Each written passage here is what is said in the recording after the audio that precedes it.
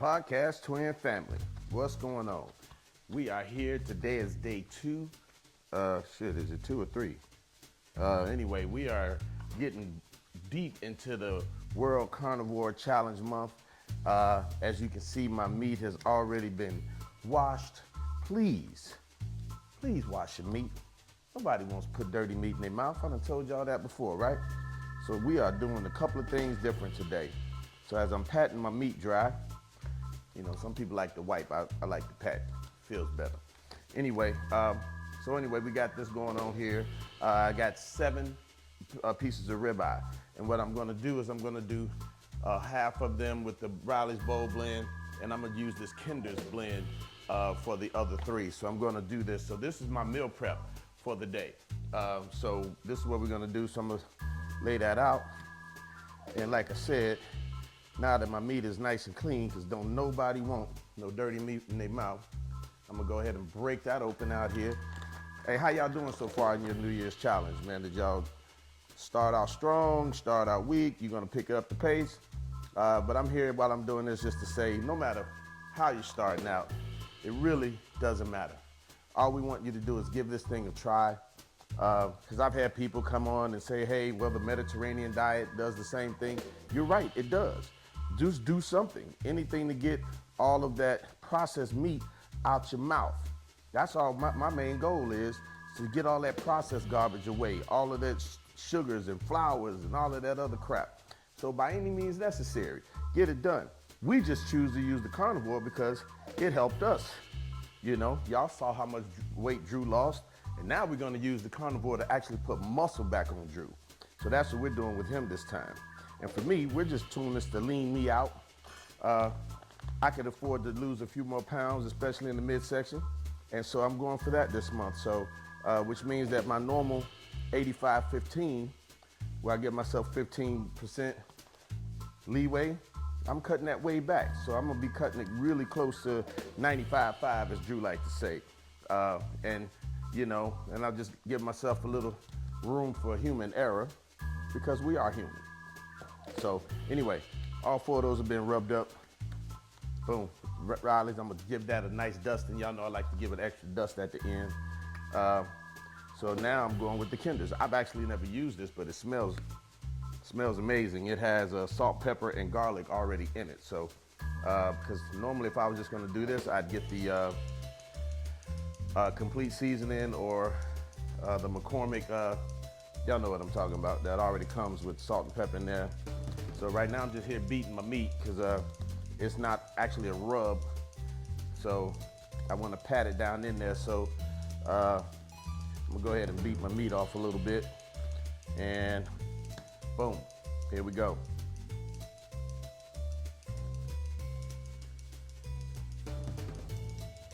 You know, you got to be a little liberal with this stuff because, anything undersalted is not going to have much flavor. So, and you see me getting all of the extra flavor around, putting it back on there as I beat my meat efficiently. All right. So now that the meat is all rubbed and beaten and washed, because you got to have clean meat put in your mouth, I'll meet you guys out there on the grill. Peace. All right, people, Bella's back. See, the grill is already hot, nice and smoking. So I'm gonna go ahead and put my Riley's cuts over here. Now, mind you, this is different than the previous ones that I've shown you because I had this cut thinner than the huge thick cuts of steak. So I'm gonna go ahead and put the other brand over here to the side. Now, the difference is, look at that.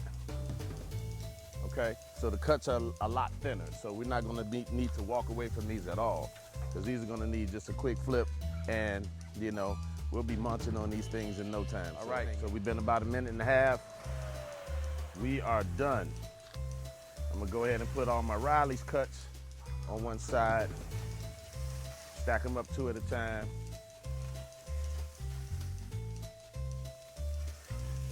Let that rest. And then put my salt and pepper and garlic, stack them up here. Boom. That's a nice medium, nice, beautiful medium preparation. Go ahead and cut that off. Cut that off because I didn't do that last time. I left the gas on. But because the grill is still new, it didn't let much leak out, so I'm good. All right, see y'all at the food.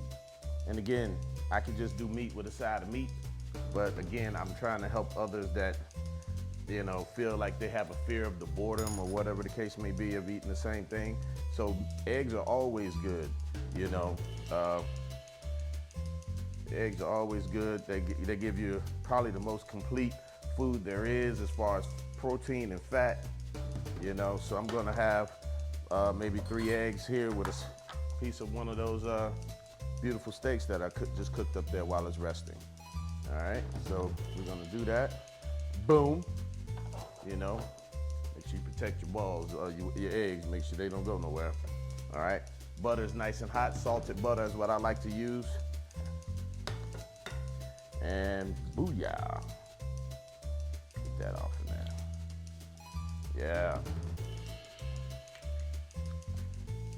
The drip is the best part. Sound like a cocaine user, but whatever.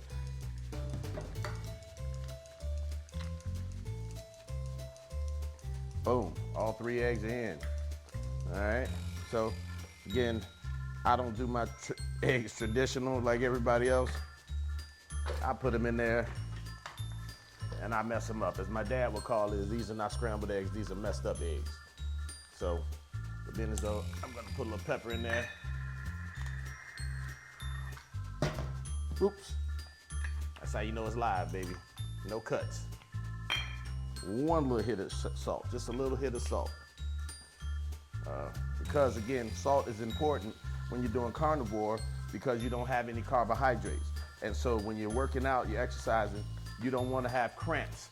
So salt is very, very, very important. Salt will help retain some of the fluids within your system so you don't cramp up. And that's it. That's my messed up eggs recipe. Boom, simple. And voila, just like that. We have our carnivore meal ready to go. And like I said, it's amazing. This is my first time having this Kinder, so let me give that a try. As you can see, the cook was perfectly medium. Look at that. Put it in the light so you can see it. Amazing. Who couldn't do this for 30 days? Now those 7 cuts of steak, just in case you want to know, came from Costco. And I think I paid $55 for that. Eating 1 a day is gonna be cheaper than what you're gonna do going out buying lunch at McDonald's, Wendy's, or wherever you're doing it at. You know, a dozen eggs gonna run you. I buy mine by the 18s from Walmart or Costco. You know, you can't beat the pricing. So, I mean, I'm gonna do this twice a day. So I have this, maybe the next time I have something else, but more than likely I'll probably have this because it's already 3:30. This is my first meal of the day. This may be my only meal of the day, but I got plenty of protein in. I want to make sure that I get the protein and the fats. Those are the 2 most important things here. So got 0 carbs going on. It's a beautiful thing. My energy's good. I had coffee this morning. This is what helped kind of keep the appetite under control. But look, this is not hard. This is not hard. All we ask you to do is try it. Let's try it, baby. Podcast Swings, we out. Peace.